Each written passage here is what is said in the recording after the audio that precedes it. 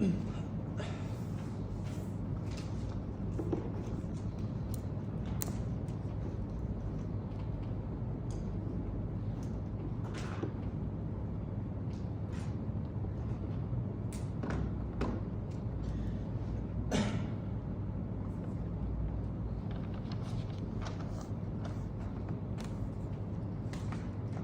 points of very clear setup to begin this debate.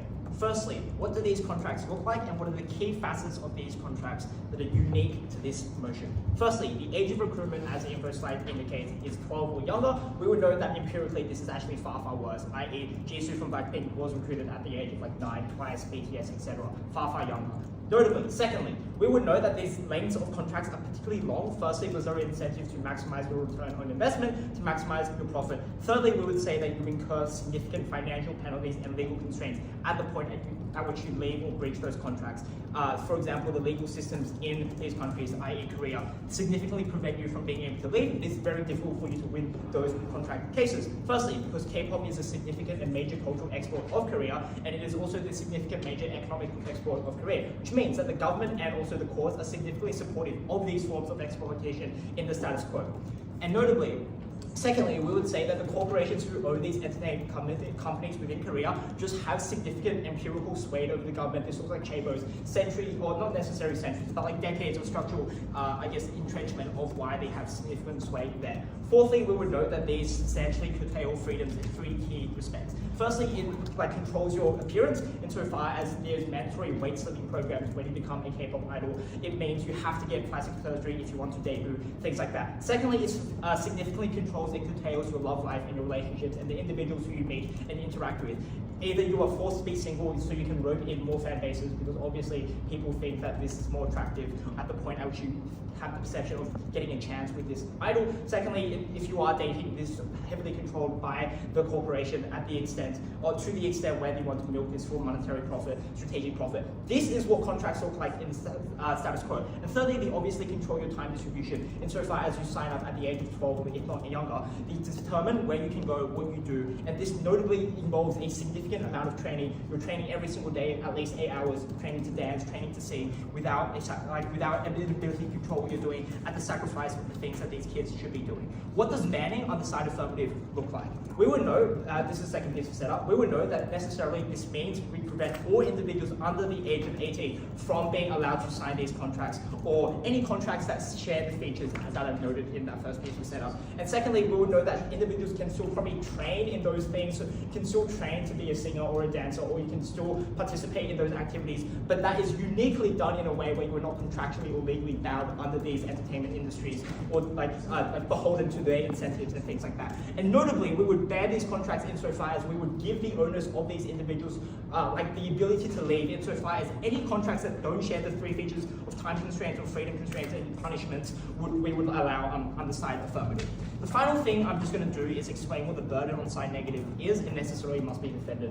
Firstly, in terms of regulation and stuff, we would know that regulation is probably indefensible and largely ineffective for a few reasons. Firstly, because of all of the government and social norms that I point to, they are generally supportive of these practices as they manifest in the status quo. And that looks like these industries and contracts which prey upon these pre-existing cultural norms, norms of ego, norms of slimness, of beauty, of cuteness, and habitualizing those characteristics. Which means, firstly, it is unlikely to be effective regulation, and at the point at which it is passed, it is likely to be watered down over time because of those cultural norms, because of those incentives by those structural entertainment powers, and also it's likely to be passed in a far, far less powerful way than side affirmative at the point at which you are obviously banning all of these. Second thing that the negative necessarily needs to defend, the neg has obviously the burden to oppose this policy insofar as we would introduce this ban. They have to defend allowing people to sign these contracts. I think that is relatively clear. At the point at which we make these individuals sign a different contract, as long as they share separate, as long as they don't share those distinct features which are outlined, we're happy for that to go through.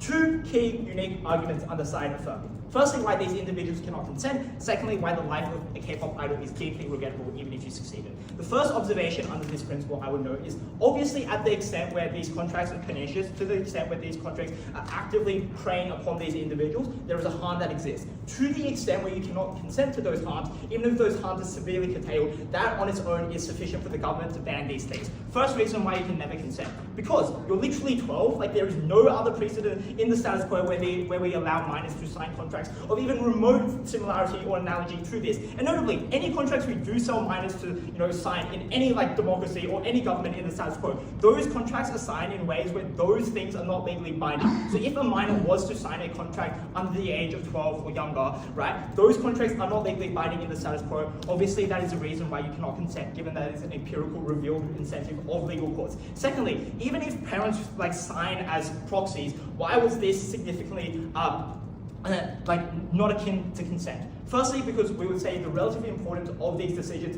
are far, far less analogous than the ones that they make in the status quo. Because obviously they make decisions on behalf of children, but you do not do it in a way that literally dictates your pathway of life for multiple decades. Literally these contracts are necessarily decades long in terms of their legal obligations that you must fulfill, which means that your entire life trajectory is altered by a single decision that your parents make. That is not something that is necessarily justified in the status quo. And also, this is uniquely unjustified because we think actors within this context are uniquely bad. Why? Firstly, of all of the cultural pressures that I point to, those parents buy into that narrative, therefore make bad decisions on in terms of weighing up the pros and cons. Secondly, because of those competitive pressures, because of the overwhelming amount of leverage that these companies are able to use in terms of management, in terms of legal bodies, and their ability to persuade you to sign these contracts under duress. And also the idea that being part of this or being the parent of a K-pop idol is obviously within that culture a good thing or highly privileged. At the point at which those incentives mean that parents can sign these in very, very pernicious ways, obviously we should not allow parents or even individuals to sign these. Thirdly, in terms of duress, we explain at the point at which you are signing these things, management teams, legal authorities are obviously trying to persuade you to sign it in a way that is actively pernicious to you. They sell it to you like it's a unique opportunity. You have the chance of making it big. They point to other stars and say your children could be the next singer, could be the next person that looks like that. And that means they maximally try to coerce all of the worst clauses and hide all of those things to those individuals. And also know there's an information asymmetry insofar as you have a massive entertainment industry there that is making you sign and write these contracts. These families probably are none the wiser. Fourthly, we would explain that there's a difficult conceptualizing this success. You obviously buy into optimism bias. You obviously buy into these cultures. You obviously just see the majority of idols that exist, but you do not see all of the hard work, all of the pain they go through. You do not see all of the people who fail. Those are the people that you do not actually ever hear about. And because of that optimism bias, because you can never conceptualize success, you could never consent to these arguments, therefore you should ban these. Next argument on why this life was deeply regrettable. Firstly, it is just statistically incredibly difficult to succeed. It's incredibly difficult to be successful. Less than 10% of these idol groups actually debut, so they actually show up into the limelight. But before that, 90% of trainees are cut. And at the point at which you are able to make that 10% cut of debut, you still have to compete with all of those industry factors. You have to compete on the global stage. You have to compete against household names like BTS. Obviously, you are unlikely to be successful. Secondly, obviously this is path dependent insofar as you sacrifice a significant amount of rights and things as a child. There's a massive opportunity cost which exists in the status quo. It means you miss out on key things as a kid that you should be able to learn. You should be able to make friends. You should be able to find first love, make crushes. You should be able to learn and have education. You should not spend 8 hours a day practicing to sing, practicing to dance at the point at which you could never choose to do this. And it was obviously far, far, far worse, really, really bad. Thirdly, we would explain that this contract cannot ever be escaped in the status quo for all the reasons I point to you, which means that it is incredibly difficult to leave. But notably, they obviously, including these contracts, a significant amount of debt trap, which means even if you are able to leave, you're beholden to their economic incentives. Fourthly, it just leads to massive, deep, long-term issues like eating disorders, like mental development, isolation. Those things will be weird. At the end of this speech, these lives were massively regrettable. We all banned them for individuals who could not consent. Uniquely, they could never consent. So hard to affirm. Great. I thank the speaker for the speech and would like to invite up the first speaker of the negative team.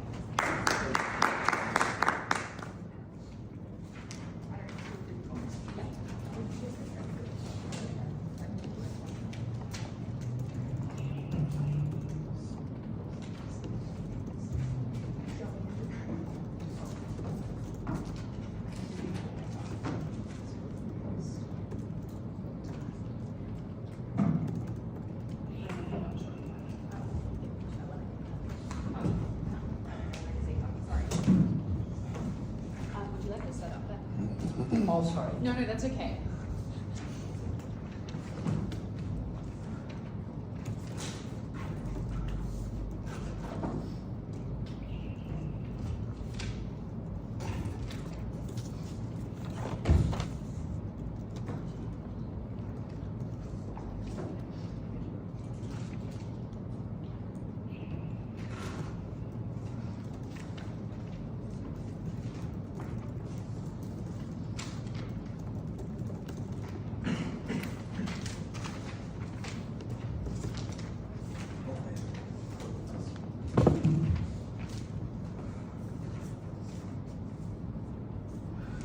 Three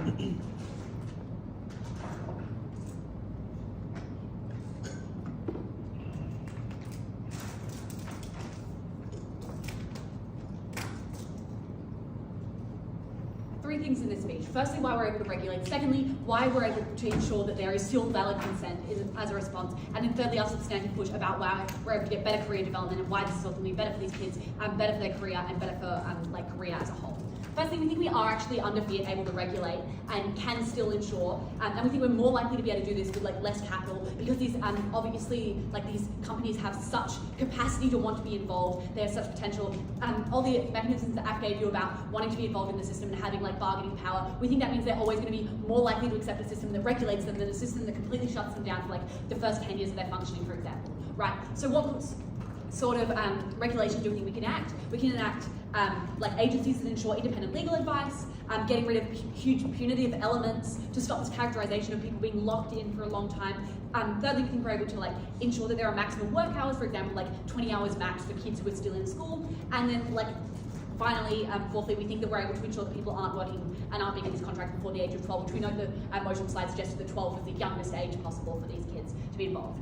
Even if we don't have the fiat to do this, we think the industry should have an incentive to self-regulate and the government has an incentive to make this regulation. Why is this?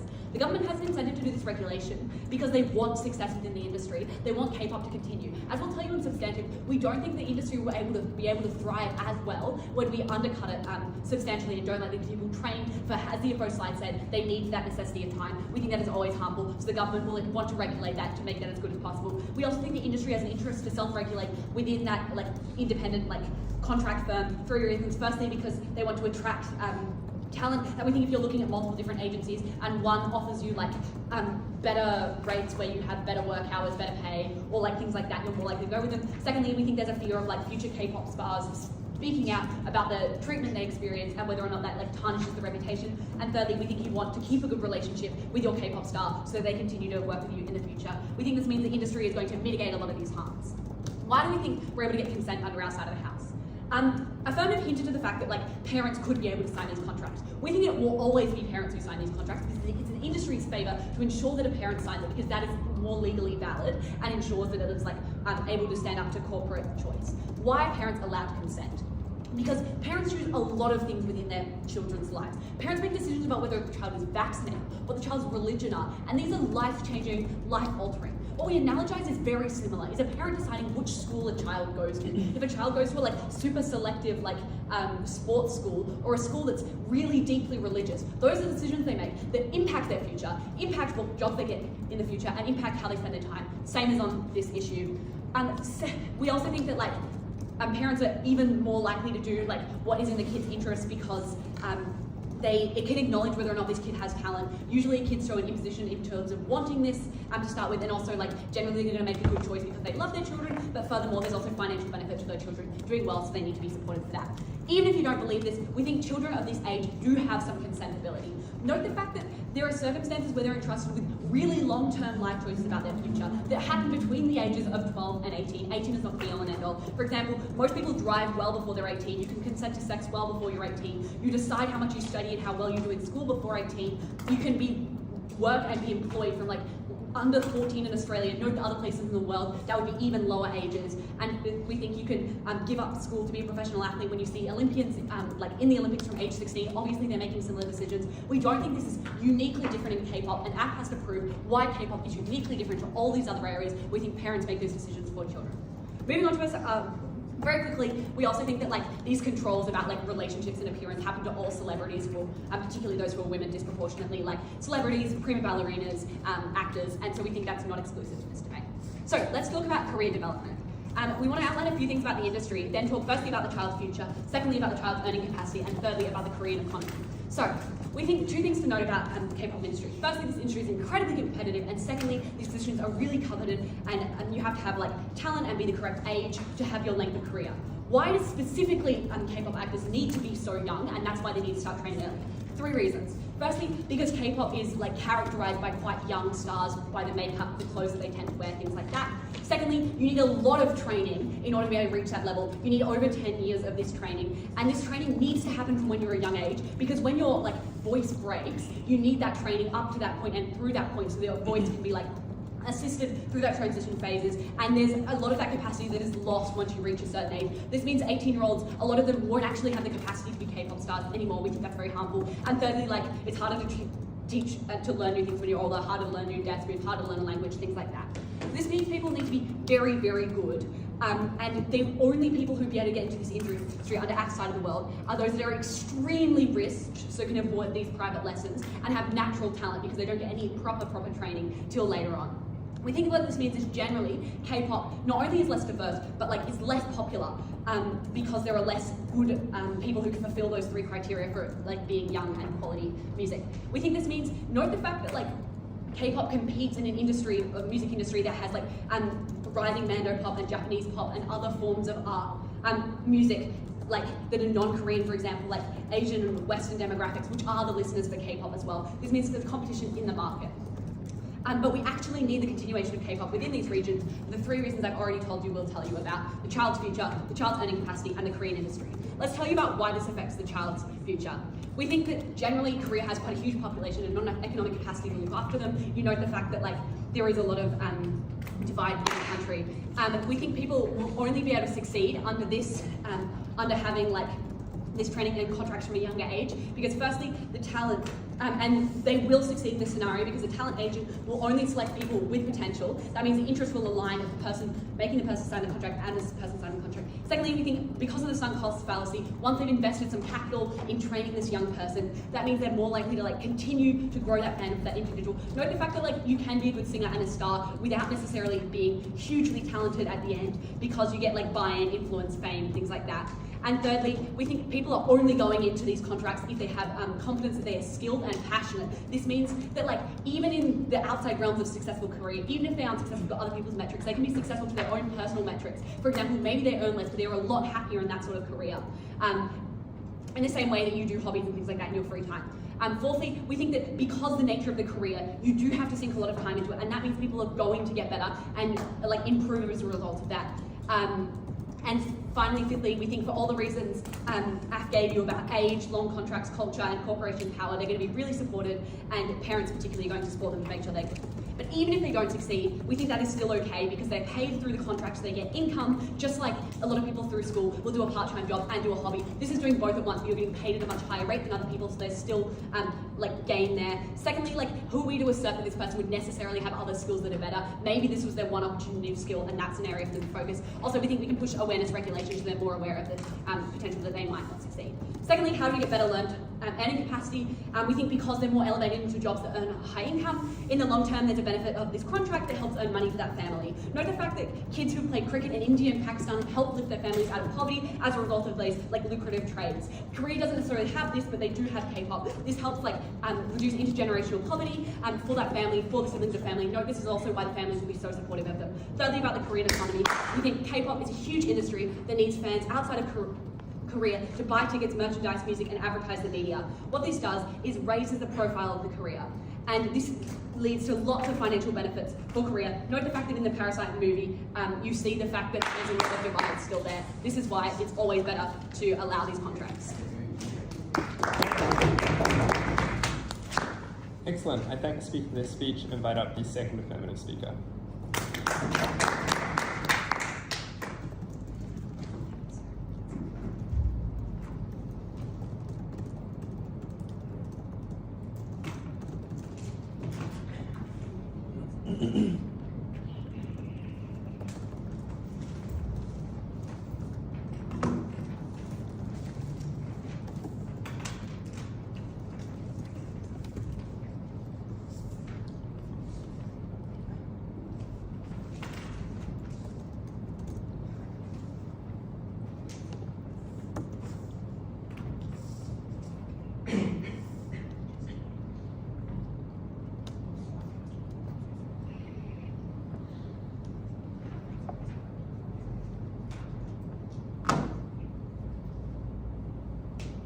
The negatives team's concession of this being an extraordinarily competitive environment, of one that is culturally sought after and desired, is the exact same reason as why their flimsy prop of regulation was never sufficient to meaningfully improve the conditions of these K-pop stars or the industry as a whole. 3 questions then in this speech. Firstly, responding to their push on regulation. Secondly, re-establishing consent, and why parents doing it is still insufficient for them to even remotely concede to the types of harms that these people are incurring. And finally, how we are the only team that meaningfully reforms the K-pop industry in a way that's likely to benefit more broadly. I'm going to start with regulation, and I'm going to open this up by noting how extraordinarily uncharitable they are to their own burden and how close they try to squirrel this debate. Because we identify 4 features very clearly in Isaac's speech of what these contracts look like that we are banning, and that for any contract that will be offered to kids under this age, these 4 features wouldn't be there. Those features are, from memory, signing contracts who are young, that these contracts being long, there being financial penalties and legal mechanisms, and curtail freedoms, things which are suggested in the info slide itself. So at the point they try to out-regulate all these things, they're just conceding that our side is the one that wins. Because listen to their regulation. In their best case, they are arguing for the exact same thing we are, which is to say they are not upholding their burden of defending the types of contracts they actually have to defend in this debate, which suggests that then they just fall out already and lose automatically. However, let's be charitable, let's deal with this regulation, explain why it was never going to work. 2 responses. Firstly, Fiat maybe allows you to implement some regulation, but you actually need to prove that it's going to work. Something that the incentives are a little like, oh, these industries want to function, ignoring all their own mechanisms about how competitive these industries are, about it's necessary that a lot of these people get in while they're young because of how competitive it necessarily is. Secondly, the industry simply doesn't need to regulate because it has an extraordinarily large pool to draw from. And at the point you have lots of choice, people, because of how culturally desired it is, underbid each other in a race to the bottom in order to get in on these contracts. Because they're like, oh, they only go to people with talent. Yes, but lots of people have a degree of talent, and given how much training there is, there's a large extent to which you feel like you can overcome that when you're young. And so particularly the most poor, particularly the most desperate, are absolutely likely to fall into the trap of taking awful contracts for their children when they're likely to suffer for the rest of their lives. Why is this regulation going to fail then? 1, because the culture, as we've explained, simply does not care. This is a norm in Korea, and it is one that has existed for a long time. Regulation requires some level of normative enforcement in order for it to actually be effective. At the point it is unlikely to be policed because culture deems it as okay and unnecessary. It's unlikely that regulation will ever be sufficient enough for this to occur. Secondly, because you're just a sheer corporate capture of these companies. These companies have huge amounts of control over the Korean economy, huge amounts of leverage. It's not the government who has control over them, it is them who has control over the government. Realistically, there is incredibly unlikely that governments are going to be willing to stand up and back these companies when they make so much money for the domestic Korean economy. Thirdly, huge amounts of lobbying, same reasoning. Huge amounts of power, massive ability to ensure that this regulation is likely to fall through, or at the very least, that the enforcement of it is likely to be extraordinarily lax. Finally, K-pop is a huge economic export, so it's not just good for the Korean domestic economy, but it's good for the cultural export and the image of South Korea more broadly, which again suggests quite unlikely. Finally, working conditions are bad in many places in South Korea, K-pop perhaps among the worst, but working conditions being poor is not unusual there. It's incredibly unlikely that it's likely to be especially successful. I think that knocks out almost all of their material already about regulation. That suggests that their model is both A, unfeasible, B, a squirrel, and finally just would not work in the first place. Let's then turn to the question of consent, because they give some reasoning as to why parents can consent, completely ignoring every single reason Isaac gives to you in his speech about why parents were insufficient actors to be able to meaningfully consent for their children in this debate. And I want to start this argument by looking at the types of things they try to analogize this to, which is that they try to analogize it to things like school, like vaccination, like religion. Notably though, all of those things are not things that are forced upon you by the time you are no longer a child. You can then go and proceed to do other things in your life. You can choose to leave your religion once you leave home. You can choose after you go to school to go into any other number of pathways. But also, all of these things we believe provide a degree of benefit in a way that absolutely was not existing on their side. Because they had to prove that you're consenting into something that had approximate odds of actually being what it sought out to be. And at the point they never engage with the cultural narratives around K-pop, about the fact that all the news media in Korea talks it up, that the best of the best stars are loved, and yet there were literally thousands of people who languished in the back, who were never making lots of money because these contracts relied on being popular and also generate that amount of capital. And so the type of thing people were so often promised in these contracts was rarely ever the thing that they got. And so parents were obviously coerced by the optimism bias, believing that your child could concede and believing you had faith in them, even when that was never likely to meaningfully manifest in the real world itself. They explain that you can consent to many significant things before 18. Yes, but there is nothing else that consents you into, locks you into that for a 20-year period. Even at the point you listen to their regulation, they do things like reducing hours, about making it easier to escape, about making it easier to punish. They still fail the burden at which you're allowing anyone else to consent to something that locks you out of your future and the huge amount of other options you have access to. Even if you believe their regulation is effective, it is still insufficient to meet this consent barrier. And notably, this was not a win strategy for this negative team, because they never could prove that if you could consent to this, it was sufficient to win the debate. They still had to prove why it was actually good for these kids in the first place, whereas for us it absolutely was, because we proved you couldn't consent to these, you were never able to win this debate if you were side affirmative. Let's briefly then reiterate all of the harms that these individuals have claimed that they can consent to on their side. You were consenting to the fact that you are likely to be cut. That is to say, you will not become a big star name. You are instead, though, because of your contract regulations, still forced to work for that company, but in things like a backup dancer, things where you were not able to make the same amount of money because it was not an upfront amount you were necessarily guaranteed for a lot of these companies, and a lot of it was dependent on your success in terms of how much financial capital you make. It locks you into the fact there are huge amounts of physical and health consequences occur, something we would never allow any child to consent to or their parents in any capacity. That is to say, you would develop things like eating disorders that you were held to the highest standard of cultural norms in a way that was likely to be extraordinarily harmful, because you were the product that Korea exported to its masses. You have to be reflective of every single cultural norm they impose upon you. That means the highest standards are enforced upon you. That is why, for example, you would pass out in the middle of K-pop shows because of the fact you literally could not eat because your management agency didn't allow you to do it. But even if you didn't believe that was the case, it was massively tanking your mental health, because you're locked into this K-pop environment because of how competitive it is. It naturally drives you to put in as much work as you can. Everyone around you, everyone you socialize with, is competition. You have to try and beat out everyone else in order to be so successful. And the amount of drain, the amount of stress that puts on a child was one we were never willing to endorse in this debate. Finally then, let's address how we radically improve the industry, because even if you believe none of the 6 minutes of material I've just given you explaining why this is awful, if we prove our way is the only path to viably improving the industry as a whole, we still take the debate. What if we say, currently the industry is almost able solely to rely on these contracts for child labor, for talent. The power of economic and cultural capital they have is huge, but there is also huge demand among people to get into this because of how much the industry is admired and loved, and how much of those negative consequences are shielded from the public eye in a way that means that we were never realistically able to consent to this. How do we change this on our side? One, as they can see, the majority of these kids are under 18 at the point they consent to this. I'd briefly note here that all of the fact that you need to get these kids young and you need to start training them is another reason to suggest their regulation won't work, because of the fact they themselves explain how much work you have to put in, suggesting that individuals would at least have incentives to be pushed by their companies, even if there was technical regulation to put in extra hours in a way that would be unfair. But because of the fact that we prevent that, it means reform has to occur in one of two ways. You have to either reform these contracts meaningfully such they are unrecognizable to the state in which we would attack them on side affirmative, to which they would actually meaningfully these kids freedom, control, agency, opt-out ability, things that were far beyond the flimsy regulation they wanted to pose on their side. But secondly, it just simply meant you got over 18s in these contracts. You got people in who were able to consent to, who were able to understand and make rational choices of what they wanted to do for the rest of their life. Secondly though, and uniquely to our side notably, there is a powerful signaling mechanism at the point you ban this, because you send a cultural message that past behavior was immoral. It forces introspection in the industry, it forces introspection in the people who participate in that industry to ensure that things improve in the future. And finally, it necessarily drives up officers to better working conditions and break this hegemony, because you could not rely on the same legality, the same cultural norms at the point where something was explicitly illegal. What did this mean? It meant you had an industry that was far less toxic and far less totalizing to go as well. It prevented an inordinate amount of future harm that would occur on everyone after this point who would have perhaps opted into those contracts, but now no longer did. And finally, it validates the suffering of every single person who has gone through that K-pop industry and been torn down by it, by all those people who were offered promises of fame and grandeur and love and who lost it all and were never able to meaningfully attain it. And for those people and for everyone else who have been harmed by these contracts, we were so proud to affirm. Great, I thank the speaker for their speech and invite up the second negative speaker.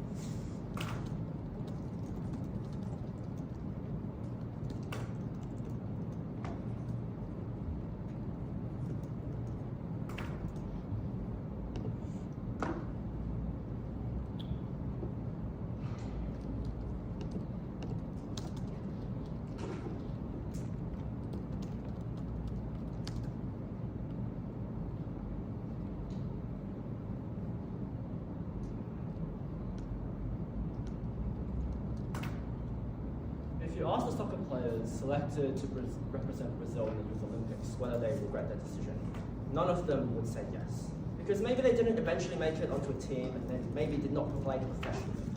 And they maybe didn't even know what they signed up for at first. They didn't know about the 6 a.m. wake-ups, the hours of training with their soccer friends, the amount of intense competitiveness they had to face. But at least they knew that they signed up and dreamt for something greater than what they would otherwise be condemned to, the kinds of blue-collar works that they might otherwise have had to face. That is an option that they chose, even if they did not achieve the goal that they wanted to achieve, just like most of us won't achieve our goal of winning Easters. That is still fine. We still get a lot out of it. 3 things in this speech. Firstly, on regulation. Secondly, on consent. Thirdly, on career. Then I'll just do some weight.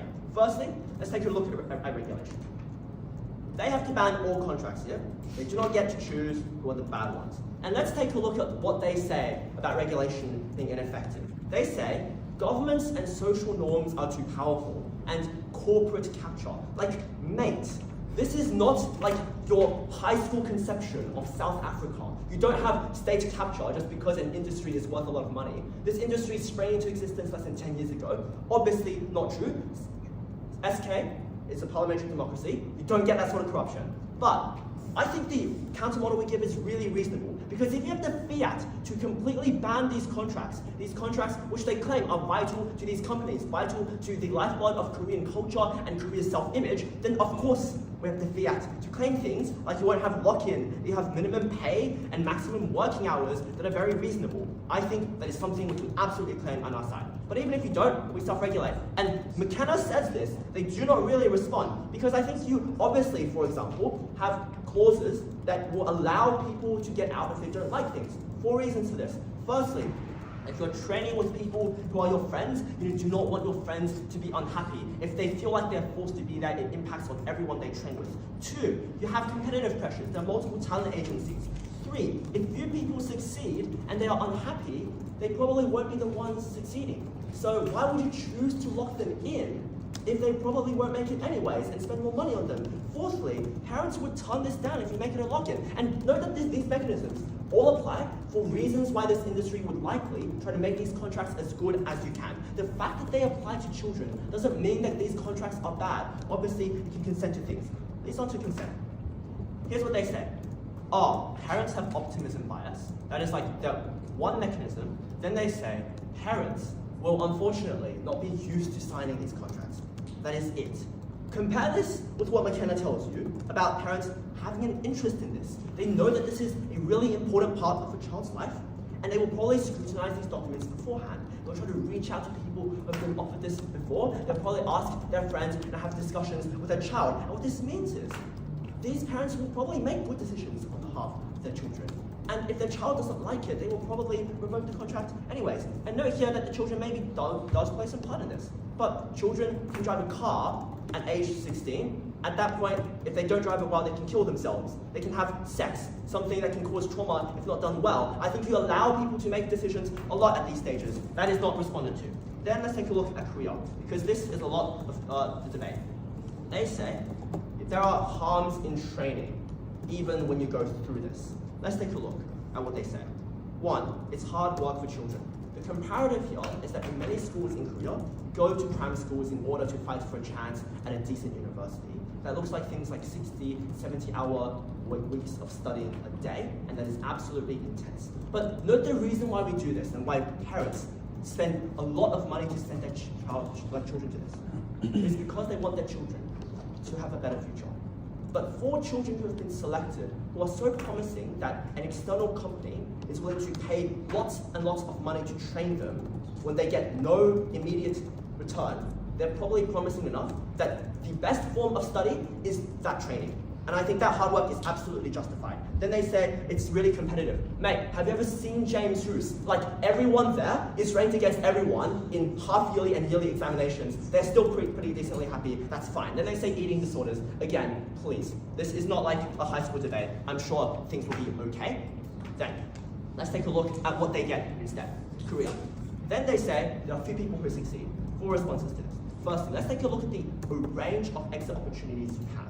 Because I think you get things like being a support dancer, or being an agent, or being in the TV industry, or being a choreographer, or just literally, as a fallback option, being a coach for music. And note here that this is absolutely options that people do have, because firstly, tuition for good coaches are pretty expensive. Like, there are people who charge $100 for like really good piano tuition. 2, career tutoring is quite lucrative as an industry. And 3, Asian people in general tend to have a lot of focus on getting their children to be good at music. This is not just a stereotype, like, this is just quite true. And so that is like literally the backup option, right? And here are reasons why kids are likely to be able to do this. 1, they have connections. For example, they have friends who they become close friends with by training a lot. Some of them will be stars. 2, they know what the business model looks like. They know what choreography looks like. And 3, you just develop a lot of these kinds of innate skills. Like, you probably get a lot better at singing, you get a lot better at choreography. That gives you a distinct advantage. But the reason why this is so important to them is that the kinds of kids who stay long enough to develop these useful skills are those who probably prefer to work in a creative industry. Because on the comparative, they never had this choice. Their parents just probably did not have the money to send them to a $90 per hour equivalent, like really good trainer for like what, the 30 hours a week that they claim, and try to get them to be good. Which means that we are the side that gives them a choice here. Then let's take a look at what they say and why you uniquely require these contracts in order for this training to be effective. It's because you need lots of training and all of that material that they just simply don't respond to. That looks like, and the reason here is because you need this contract to allow companies to invest in them because they know you won't ditch them for a competitor. And without this, they will simply not be able to pay you money when you train and don't produce any music videos for them. Okay, then let's look at just how this debate plays out in general. Firstly, if you believe that parents make good decisions for their children, and you have to believe this because they get to decide what schools they go to, they get to decide if you leave a country, they get to decide what interests you have, they get to decide how this children is punished. If you believe that parents are capable of making all of these decisions, that means we do win the debate. Because now you give them an extra chance to succeed when some children are held back by the financial circumstances of their parents, despite them having an enormous amount of talent. But even if you do believe that sometimes parents make some mistakes, this is okay, because if you send your kid to the wrong school, that is oftentimes okay, because most kids, if they realize that they are unhappy in this environment, will simply choose to leave. That is okay, and I think it is much better than regretting the inability to ever ascend these ranks. But then, let's compare this with what happens if you exit later, because they do want to say that that's very bad. I think you still develop unique skills and can do things in creative industries that probably still make you happy, even if you're not well known around the world, even if you don't get an enormous amount of money. But also, you gave it your best shots and you live your life with no regrets. That's to say, if you fight for a podium place on the Olympics, if you fight to win the World Championships for debating, even if you don't succeed, you probably look back and find that period of your life meaningful. But look, let's take a look at the cases where they do succeed. They say only 10%, but considering lots of people drop out and stuff, 10% is actually a decent chance. And when you succeed, use your imagination. If your lifelong dream has come true, you do things that you love, you have fame and recognition, and you have to be proud of your life. And that is a dream worth pursuing. Thank you. Excellent. I thank the speaker for their speech. We'd now like to invite up the third affirmative speaker.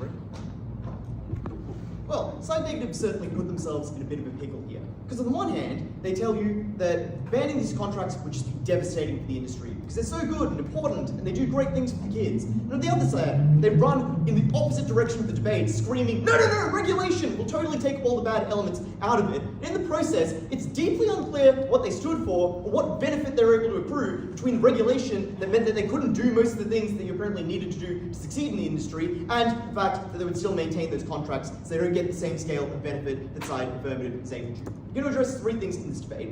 First thing I'm going to do is just address the idea of what are the harms that occurred to people who were screwed over by these contracts. Because even if you don't believe our arguments on why you can't regulate, even if you don't believe our arguments on why you can't consent, we just proved that the world is a worse place in the world in which people get screwed over. That should just win us the debate. And note how bad their engagement with this is. It's literally flippant arguments at second negative where they say, well, James Roos is pretty competitive. Like, I work there. It's not a sweatshop. Like, the kids aren't forced to, like, cram in there. What the hell? And secondly, claiming that arguments about eating disorders are high school arguments, so don't count. Well, I guess the real suffering of, like, thousands of people who actually die from things like anorexia, which is a very significant problem, just don't count in university debating. Deeply offensive and deeply unpersuasive. So, what were the harms? The first thing we point to is just that the vast majority of people in this industry were chewed up and spit out and would never succeed. And this makes sense because it is a highly aspirational career, which means that there's obviously likely to be very many people who want to be in the career, but very few people who succeed at the career. Think about any other example of an aspirational career. Think about actors, singers, athletes. Obviously, way more people are in the lower rungs, and most of them get chewed out and do not succeed in that particular instance. Their only response is to say, that doesn't make sense. You would obviously only pick the most talented people and invest in them rather than investing in everyone. That is wrong. It's like venture capital. You obviously make a very large quantity of bets not knowing which one will succeed, knowing that one success is enough to pay for all of the failures. Just as, for example, producing one BTS would obviously pay for thousands of kids who do not succeed in that instance. And that makes sense because obviously, how do you know who's talented when they're 9? Like, obviously you have to wait the 10 or so years of training to tell who ends up being most talented. How do you know what the market preference will be? How do you know whose attitude will be better? How do you know who will take to training? Obviously, you make many bets, not just one. Their second response is just to say, oh, well, the Brazilian soccer team, obviously, like, the people who failed to make the Brazilian soccer team obviously don't regret it. How the fuck do you know, Harry? Maybe they do regret it. Maybe the fact that they gave up going to school in that instance was a substantial harm. And notably, if it had analogous characteristics to what happens in the K-pop industry, we'd be quite happy to ban those things from occurring in those instances. The second thing we point out, though, is the path dependency that occurs here, right? Because this is a huge time sink. It means, like, you do not go to school, you do not get to have hobbies, you're literally prevented from having relationships as a part of these contracts. Obviously, this hugely reduced your future optionality and future capacity to do things. So even if you thought it was a good idea at the time, you want to prioritize your future capacity to make choices when you are notably more informed, have a better capacity to do those things, and are an independent adult who can do those things. The third thing we point to is just that, like, you get stuck in a contract that massively curtails your freedom because, for example, you can't have relationships, your appearance is controlled, where you live is controlled. They say, well, you get cut from the program, so you don't still get curtailed by the program, by the contract. No, often you're kept as something like a backup dancer or as a support or made to in other ways assist the program even if you don't succeed as a particular star. That doesn't mean the harm stop occurring to those individuals. The final thing we point to is the mental stress, is the eating disorders, all the other harms that accrue that they refuse to engage in.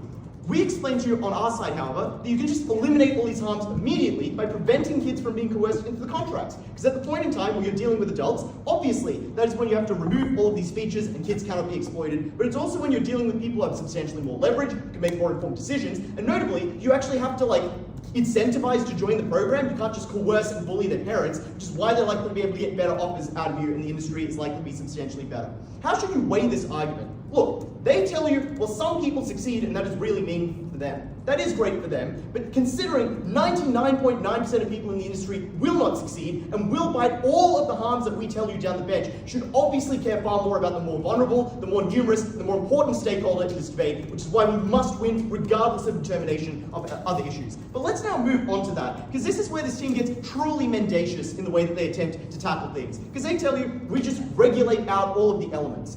Here's why this doesn't make sense. First thing we tell you, and we preempt this all the way first affirmative because I knew they'd be sneaky, We explained to you, these contracts have 3 key features, right, for under 18s. They have a lock-in, they have financial penalties for leaving, and they have a curtailment of freedom. Any contract that meets those requirements, i.e. the one this debate is about, would be banned for under 18s. Contracts that are not these contracts would obviously be allowed because they're not the thing being banned by the debate. Like obviously the debate requires you to identify the specific thing being banned, which we do at First Affirmative. That was our model, that was what we were banning.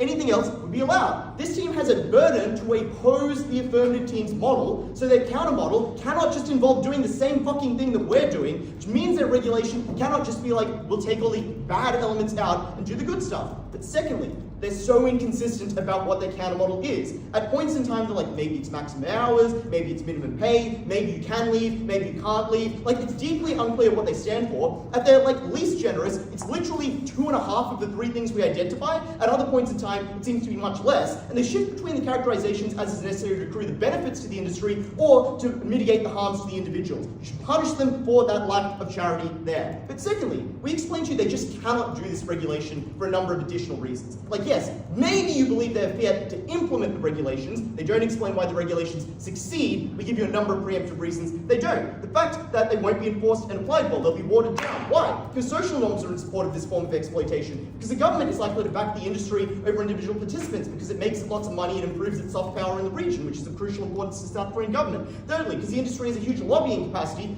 Fourthly, because there's massive amounts of corporate capture in South Korea. Like, literally look at the extent to which shareholders have controlled previous presidents of that country and have literally been brought down as a result of those particular connections. But secondly, we say self-regulation makes no sense because they don't ever demonstrate a pressure on these companies to self-regulate. Self-regulation occurs when there's a threat of something else occurring. What is the threat? The government doesn't look likely to regulate them. There's no lack of talent that they need to account for. There's infinite people throwing themselves at the industry. There's no possible incentive why they would pay more money and reduce their prospects for no potential gain. What is the impact of this argument? At its best, it explains that this team must bite the bullet and accept the full set of harms of defending all possible contracts and all of the harms that we identify, which wins this debate very clearly. But if you believe, in our worst possible case, that they do get this regulation, we explain to you that it means they must concede so many of their benefits, because it means they would want to outlaw nearly as many instances of these contracts as we do, and we would suggest that that means they cannot win the debate. Let's lastly engage with the issue of consent and explain why, even if you believe that their slightly watered down regulation is possible, why you still cannot consent to it. We'll give you a number of reasons. Age, duress, lack of conceptualization ability, optimism bias with regards to your success, the path dependency that reduces your options down the bench, the fact that your parents do not get to consent to you for decisions of this magnitude. Their response is to say, well, your parents could make you join a religion, or they could decide medical decisions for you.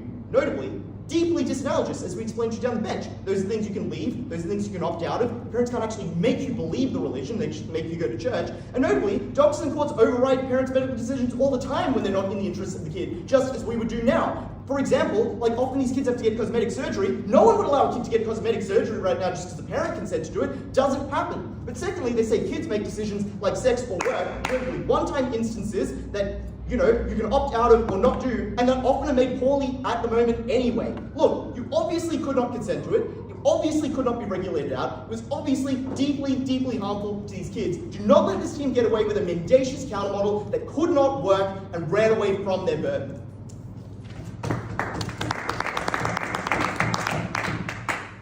Excellent. I thank the speaker for their speech and invite up the third negative speaker to conclude the debate.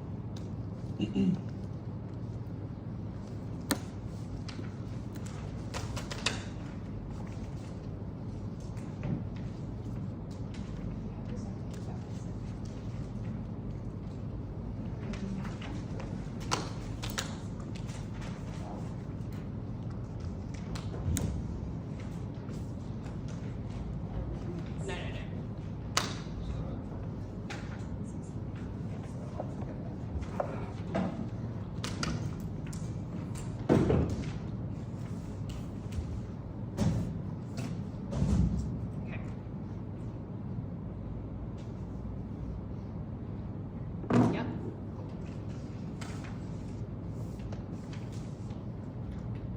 It's incredibly odd to me why their first affirmative spent a ton of time shitting on regulation and explaining how powerful this industry is, how its ability to control government, its ability to control what this industry looks like. And then they tell us they're just regulating on their side instead of doing a ban. They're just going to regulate all of these industries, and that's their fiat and that's their version of model in this debate. Firstly, we would challenge whether or not that's actually a squirrel, because they're not sticking with the motion which says that we would ban these contracts. They're no longer banning their contracts, they're just going to augment and regulate those contracts. We think that's clearly within the negative spirit of the motion of the debate. But also, even if they want to run their model, which I'm going to chain track this debate on, they just shat on all their arguments for why they would be able to regulate it, because they've just told us why regulation is ineffective on our side of the house. But I think that the important thing to note here is they tell us that these contracts are really bad and that consent is really important. The only reason they tell us consent is important is because the industry is harmful. But note that all of the reasons they give for the industry as being harmful aren't inherent to the contracts themselves being bad, but they're inherent to the industry itself. So it's incredibly unclear to me why they still want to support this industry existing, why they still want to support people being able to enter this industry with these augmented contracts, when in fact all the harms they identify. What are those harms? They're the fact that you have a time cost. Still going to be a time cost on either side of the house because you dedicate time towards this industry instead of towards other things. Secondly, because they tell you there are body standards. Body standards are still going to occur on either side of the house because the industry still applies all those body standards to you under their augmented contracts. But thirdly, because the mental health pressures come from the fact that it's a competitive industry. That's inherent. That's not because of the contract. That's because there's a limited number of spots and a limited number of success. What does this tell you? That tells you that largely their case becomes either one, unfair, feasible and unfair under the topic, but two, they don't connect any harm to consent. So you ought not buy, firstly, that consent is something that you should care about in this debate because those harms are likely to occur on either side of the house, but I'm also going to explain to you why we could get consent to a sufficient extent if you did want to buy it as an important thing. The next thing to note here though, and this is why we win the debate, because this is the material that we give you from first, which does not get sufficient response, is the fact that the comparative for a lot of these people is either not being employed at all, even if they failed that contract, or two, when they could have succeeded, being left in destitute poverty in a society which is a huge wealth gap, which is a huge issue with people living well below the poverty line in really, really poor circumstances, which they otherwise could seek to elevate themselves from. We tell you two things. Firstly, we think that you ought to have that right to elevate yourself out of destitute circumstances. But secondly, we think that there will be some people who succeed on our side of the house, and that is a huge benefit because those are less people living in dire circumstances. They have all those people living in dire circumstances. We had less. That was a huge benefit. But also, we tell you all this material at Mackenna and at Harry about why this is really critical to the economy. They give us all of this in their substantive as well. And the fact that it's critical to the economy means that we ought to prioritise the longevity, the health, and the illustriousness of this industry so that it can be competitive with things like Mando Pop, so that it can be competitive with things like the West. And that competition is what enables the industry to continue to grow, to continue to get capture, to continue to get buy-in from media, to continue to get the funding, which allows it to then give more contracts to people, to have more people lifted out of poverty, to have the industry grow, but also it just means that it flows back into Korea because it is a part of making Korea marketable to the international community, of making people want to attend, care about Korea, foreign direct investment, all of those sorts of things. That does not occur on their side of the house because the industry has been stunted to a huge extent. That was a long intro, that was a lot of stuff in there. This is going to be a bit unstructured. Let's start with consent regulations, then I'll move on to those things that I was just talking about. Okay. So, I told you already about why we think that fiat is likely to occur to some extent for our regulation, but we also think that there is just self-regulation for reasons that the industry, firstly, wants to attract future talent. Secondly, it wants to keep its future talent.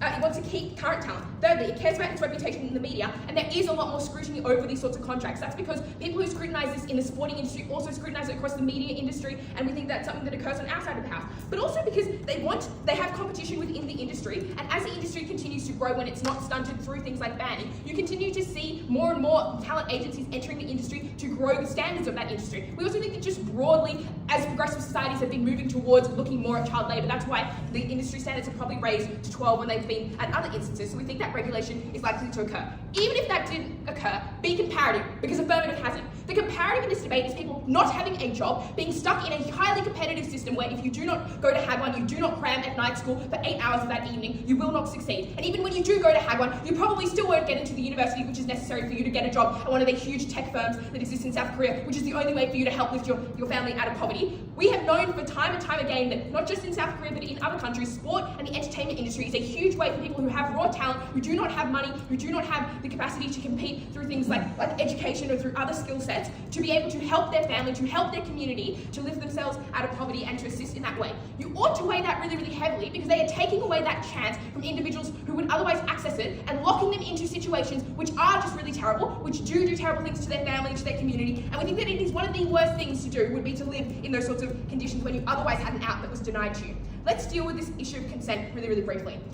Note that they don't ever tell you why parent consent isn't sufficient, other than to try and say that, well, a lot of the things that we point to in the alternative are also are not as bad, they're dissimilar. We think that it is incredibly easy to see how, if you are supportive, as they are under their model, of you consenting to being Olympian or consenting to other sporting activities, of you consenting to having your parents not vaccinate you when you could die from a lack of vaccination, or for you having sex where you can literally have a baby that you're stuck with for the next 20 years, why is it that the form of consent required for these sorts of contracts is not met? We don't think they prove that that bar is not met, but I also told you why that consent was not sufficient to deal with this debate, when the outcome of you not being able to access potential improvement of your life and potential improvement of your family's life was so much more important. Okay, let's talk about the career opportunities now, because we think that this is probably the most important thing in the debate. I want to deal firstly with why people were likely to succeed, and then secondly why if they failed, they were still better off under our side of the house. So the first thing to note regarding people being likely to succeed is that we think that when you are selected, you are likely to have a degree of raw talent, which is why you're likely selected. They tell us, oh, but you can't really tell who's talented at 9. But a lot of talent actually just comes from practice. A lot of people aren't born with innate raw talent in a field and just continue to strive for that for the rest of their life. Most of us have to study, most of us have to work hard, lots of us watch excessive debate videos so that we can attempt to improve our talent, and it works in a lot of instances. The reason why that's really important is because these talent agencies and the money offered through these contracts is the only way for these people to develop those skills. On their side, you never had the money to access this sort of development because you couldn't afford to pay because there was no contract to help you do so. But also because your parents probably did not see, your parents also probably only offered you this option when they thought you couldn't make it through Hagwon, when they thought you couldn't make it through the academic system, because that was a more secure traditional route and that was highly ingrained in Korean culture to follow those sorts of pathways. What does that mean? That you were probably likely to succeed, and when you do, that is a huge, huge benefit because those people grow the industry, which brings economic prosperity to Korea more generally. Affirmative tells you this as well. Because those people give back to their communities and help others to grow in this industry, because they probably help to regulate the industry and improve the industry into the future. But also, if you didn't succeed, we thought that there were a couple of things that were really important here. The first thing to note was that the industry growing and succeeding itself is an indirect benefit that we think arises to everyone in the debate. That's because if Korea's economy grows generally, that also flows down into everyone who's living in Korea. And note that Korean K-pop community had to compete with other forms of music, had to compete with Mandarin pop, it had to compete with other industries which didn't have these restrictions, which therefore were likely to succeed to a great extent. But also we thought that there was a chance here that was worthwhile taking even if you did fail, and you probably thought that was a worthwhile trade-off in the moment when you were making that decision and you want to be able to do that. But also we thought that you were also likely to have skills that were transferable. Those look like the ability to just be more skilled at music and art than other people. And note that you didn't have to be a superstar to succeed in these industries. There are different, often tiers within an industry. There are people who get top hits and are constantly at the top of Billboard players, and then there are people who don't get top hits but probably still play locally or still play in their communities, or maybe even in just outside the top 500. That was still a viable career path for you, and probably still a much more viable career path when the alternative was that you probably failed at Hagwon, you failed at getting a job elsewhere, you came from an impoverished family, and you were likely to stay in that impoverished situation. Because in this debate, they try to squirrel, they do so unsuccessfully, and on either side of the house, either side of their squirrel, we were still better off giving opportunities for economic growth for Korea, economic growth for those individuals who have the chance to be a part of these programs. We were so proud to negate. Great, I thank the speaker for their speech. Thank everyone for the great debate.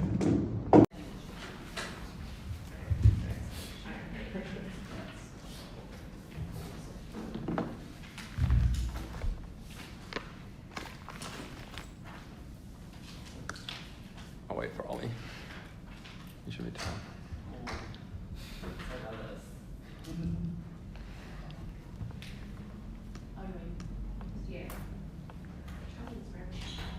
There we go.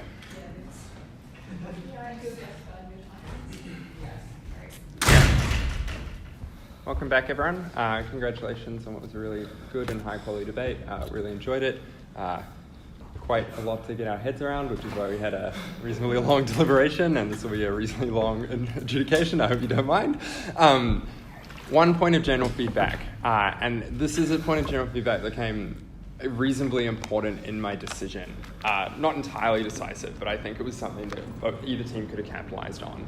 And that was, we thought the counterfactual was pretty unclear. Not the regulation counterfactual, the other side of it, as in what does the industry look like when these contracts are banned?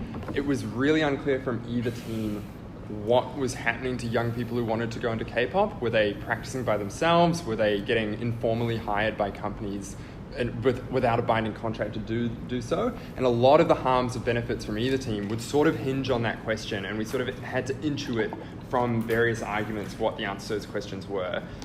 A simple argument from either team could have, I think, reasonably easily claimed the victory there. In terms of the result, very close decision, eventually giving it to the affirmative team. So congratulations to them. Questions I will ask. Firstly, characterization and the other counterfactual. Secondly, consent, and finally, impact on the child's life, including the training and also the likelihood of success afterwards. Characterization. What do contracts look like? Affirmative has their criteria that you're young, that they're long, that they have financial legal costs if you default, or they also have restrictive qualities on your appearances or your love life or stuff.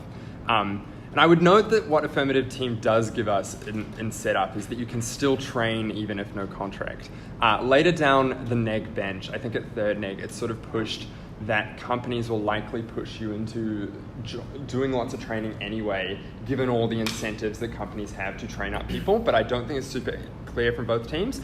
I'm willing to accept, just prima facie in this debate, the companies probably have some level of involvement with these children from a young age. They don't have the same level of investment in those children, but they still have competitive incentives, obviously, to grab the kids first. There's still going to be a reasonable amount, still going to be reasonably young. What is the counterfactual then? Negative team, lots of airtime is spent on this. Negative team says regulation. They give, the first reason is they just have fiat to do it because AF can ban it, so they can regulate it. And secondly, they provide reasons that even if you don't believe that, the industry might want to self-regulate. Maybe they want to attract talent based on things that are not exploitative, like offering better rates or hours. Affirmative team sort of responds to this one by saying that the information asymmetry exists. And there's probably more applicants than companies, which means that the competition probably works in an unfavorable way. Second push from negative here is that maybe there are other reasons why they might be improving, like trends of stars speaking out or a need to have good relationships with the stars as they grow up. Might be true to some extent. Affirmative, however, has a few responses to this push on regulation, both the fiat one and the reasons why. The first is to say, well, anything that has the characteristics of what you guys are saying should be banned counts as a ban and then would be under your side of the house. Negative team responds by saying, no, you are bound to ban all of the contracts. They get to choose which bits they would regulate using their fiat. I don't buy your push. I'm willing to buy their push there. I do think the closer you get, you probably water down your benefits as well, but I am conceptually in the debate willing to buy that. The second push from affirmative is to say, well, even if you get regulations, they are likely shallow and likely won't work particularly well. You can't fiat in that they'll be successful. I agree with that premise. They give some reasons behind that. The first is to say it's super competitive industry, that there's a race to the bottom amongst a large pool of applicants of talent who might fall into the trap, especially the poorest in society, which means you'll enter into bad contracts that might get around what sort of regulations that they'll talk about. Secondly, that there's no sort of normative cultural enforcement of these regulations. Sort of unclear how that interacted with the concrete legal system, but I guess on the margins there might be less of a cultural engagement there. Thirdly and fourthly was to talk about corporate capture and lobbying and government support. So saying government will support K-pop because it's a big industry and corporate, big corporates obviously don't want to be regulated that much. Negative sort of just responds to this stuff by being like, well, it's not that much. Points to a few examples of countries where it might not be that corrupt.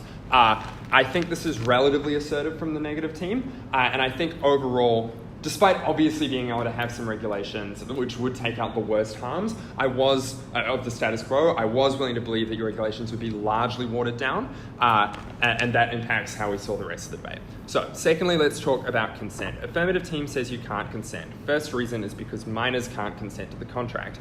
Negative team responds by saying, well, minors are not signing by themselves. I buy this. I don't think these minors are signing up by themselves. Secondly, they say, well, even if we let minors consent to other things like sex or driving, I don't care, right? I already believe you. So it's just like a good extra thing to have. Second thing that you guys say, says that your stronger push is to say that parents are likely to make poor decisions. Firstly, because they buy into cultural narratives and have optimism bias that their kid will succeed.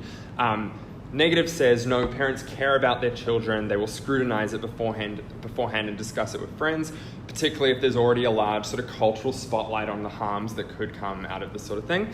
Two competing characterizations. No one really gives me an idea of which is more likely. I probably believe some parents do, some parents don't. So in some situations there isn't an informed choice, some situations there is. The second reason affirmative gives is that there are competitive pressures amongst companies to sort of coerce the parents as much as possible. So even if the parents could inform themselves, both the companies want to be as pernicious as possible, but also the parents will maybe sacrifice the best choice for what is potentially their only chance for their child. I'm more willing to believe this sort of structural analysis from affirmative there. The third push from affirmative is to say that the scale of the harm is so bad and so restrictive on the kids, and I'll talk about that harm later, which means that you can't consent, things like restrictions on eating, making you passing out, or your mental health, or just the fact that it's a contract over a long period of time means it's so bad that you can't consent. Broadly, the summation of that is there were probably some situations where you couldn't consent. However, negative team obviously has some really good examples and arguments of, analogous examples where you would be able to lock your child into something that might have similar effects. So talking about vaccines, talking about schools, particularly like, military schools or sports schools or other sorts of schools like that. Affirmative team has a few responses. The first is say, in those examples, maybe you have the ability to do other things after school. Whereas, you wouldn't let your kid get plastic surgery or something. Potentially true, but again, contingent on the later practical material about whether you do have other opportunities. Second response is that those examples still have a higher chance of success than that. Also potentially true, but again, contingent on practical outcomes. What do I conclude at the conclusion of this principal clash? There are a significant number of instances where I think parents are coerced into signing these contracts. However, in the counterfactual, I think a lot of those parents are also probably likely to push these kids into this informal system, whatever it may look like, due to the pressures identified by both teams. But I think affirmative does prove a unique harm, but only from the arguments that relate to sort of legal bindingness of these contracts over a long period of time. I don't buy that this harm is unique enough from the other examples to be debate winning in and of itself, so it must be weighed against other practical considerations later in the debate. Thirdly then, impact on the child's life, and I guess that sort of concludes the questions we've been having up until this point in the OA. Firstly, let's talk about the training itself. Affirmative team firstly has a lot of really good and well fleshed out material about how the training is super harmful and restrictive on things like your mental health, on eating disorders, on your relationships with other people, and your perception of the world generally as well. And also links this to some longer term impacts like long-term eating disorders, which may impact you even after you've finished I buy these harms, I think they're bad. Negative team says a few things. The first is that there is a benefit to just dreaming big and going for it with the, like Brazil soccer player analogy. Negative team affirmative responds by saying, this is asserted, maybe those people do regret it, and even if it's true, it's probably outweighed. Like if the dream sucks, probably doesn't matter that you had the dream in the first place. I buy that response. The second push from negative is that, well, the counterfactual for most of these kids in those years that they would be training is the super tough Korean schooling system with, the big exams at the end, which probably isn't super nice for them anyway, which I think does shrink the margin of how harmful it is for you guys. And the third, and I think most contentious push in my mind, was the push at third negative, which is to say that most of these harms are inherent to the industry and the training itself, not from the legal contract itself. That is to say that these harms are likely to still apply because of the incentives that both agree that companies have means that they'll still do some level of training just without the formal contracts. I believe that the harm from the contract is restricted to that which flows from the legal locking in from the contract. Again, I don't think that clash is fully stepped out by both teams. I think it's pretty unclear, but I think the average reasonable voter can probably likely intuit that stakeholders that would be worse off might be more able to leave if there's no binding, right? So the ones who really have the bad eating disorders can be the ones who make that way up. And if there's no legal contract, they don't have to stay in the informal one, but they would have to stay in the formal one without that financial cost, which is a benefit for affirmative. But the majority of kids are probably going to stay on both sides. So you guys get to claim the most vulnerable stakeholders, but you probably don't claim the majority of stakeholders who have some harms. However, to the extent that at least to some extent of that training happens on negative side as well, I think they also cop a lot of the harms in terms of eating disorders and mental health and stuff. It wasn't really, the link of why the legal protection protects the kids wasn't super clearly worked out for me. And I do believe more broadly that you get more training and more structured training. I think the benefits of that come later. I don't think they necessarily improve the kids' experience during that training. So I think there is a win for you guys there. It's backed up by the principle that you've proven, but it's not a slam dunk because it's restricted to your most favorable cases. We have to weigh that against the likelihood of success for each child. Affirmative team firstly says 90% of these kids will fail. There's a huge opportunity cost. You've got path dependency. You're locked into this career now. And also, even after you debut, you may not succeed professionally after that, when you're competing against BTS. Negative team says, actually, you are likely to succeed, and they give a few reasons against, I guess, the sort of empirical analysis affirmative gives. The first is, say, you get better just through practice, even if you don't have heaps of talent to start off with. Secondly, that there's sunk cost fallacy from agencies who've hired you, so they might want to stick with you even if, there are other options that are out there. Thirdly, that you're more likely to be talented if you've self-selected in, or your parents have self-selected you into that industry in the first place. And fourthly, that you might have more cultural support or something, which might have some more nebulous benefit there as well. Affirmative team responds in a few ways. The first is to say, we can co-opt some of these benefits, again, sort of the reverse symmetry of being able to train even without a contract. But secondly, companies have a large amount of incentives to spread risk and take even those who don't have heaps of talent.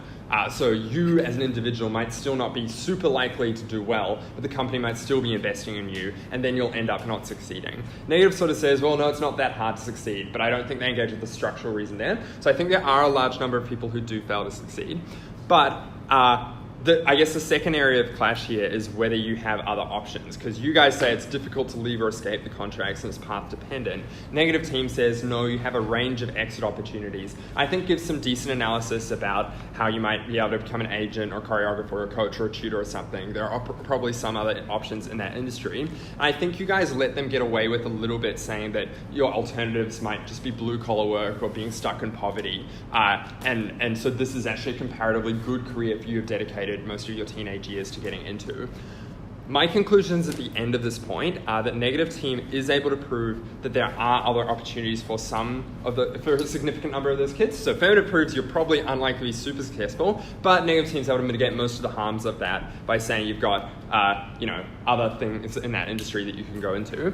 But again, it's not super clear to me why having a locked-in contract better allows them to achieve success or springboard into those opportunities. So to the extent that you have a reasonably significant amount of training with the companies that is going on, it's probably going to still be having to get some ability to go into those options on their side of the house.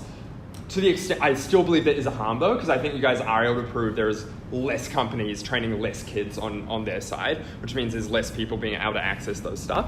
But given that there is some lack of consent that is present here that must be weighed, we were broadly as a panel willing to weigh the certain harms of the training to the most vulnerable that app is able to prove against the possible benefits of more career success for more people from NEG. Just the final thing I want to touch on is ideas of systematic reform to the K-pop industry. Affirmative team runs one line here, which I don't really buy, which is like, you send a signaling effect from banning it, and then everyone improves their practices. I think this wasn't really sort of weighed against other stuff and mechanized enough for me to really care about it. Negative team, I think, has slightly stronger lines. So the first is to say, well, if less people are able to access training from a young age, then K-pop becomes less diverse and less popular, which is bad for the industry. And then secondly, that if you're, I guess a flow-on effect from that is that the success success gives you marketing for career.